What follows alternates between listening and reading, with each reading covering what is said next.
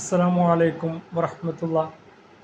പ്രിയ സഹോദരങ്ങളെ, അള്ളാഹുവോട്, ദൈവത്തോട്, പ്രവാചകരോട് നാം ആരെങ്കിലും വല്ല വഞ്ചനയും കാണിക്കുമോ? നമ്മളുടെ മനസ്സിനോട് നാം ഒന്ന് ചോദിച്ചു നോക്കൂ.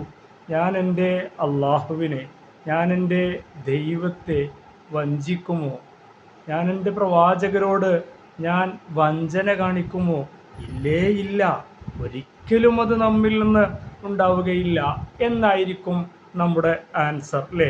എങ്കിൽ പിന്നെ മഹാനായ സുഫിയാനു സൗരി റഹ്മഹുമുള്ള നമ്മെ പഠിപ്പിക്കുന്ന ഒരു മഹത് വചനമുണ്ട്, ഒരു വലിയ വിജ്ഞാനമുണ്ട്.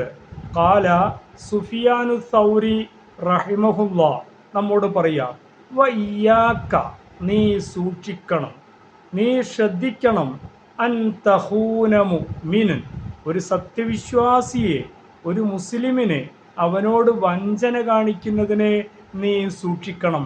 ഫമൻ ഖാന മുഅ്മിനൻ, ഒരാൾ ഒരു വിശ്വാസിയോട് വഞ്ചന കാണിച്ചു, ഒരു വിശ്വാസിയോട് അയാൾ അന്യായം കാണിച്ചു എങ്കിൽ ഫഖദ് ഖാനല്ലാഹ്, അവൻ അള്ളാഹുവോട് വഞ്ചന കാണിച്ചവനാണ്, ദൈവത്തോട് അവൻ അന്യായം കാണിച്ചവനാണ്, വറസൂലഹു, അവൻ്റെ പ്രവാചകരോട്, ഹബീബായ റസൂലുള്ളാഹിയോട് അവൻ വഞ്ചന കാണിച്ചവനാണ്.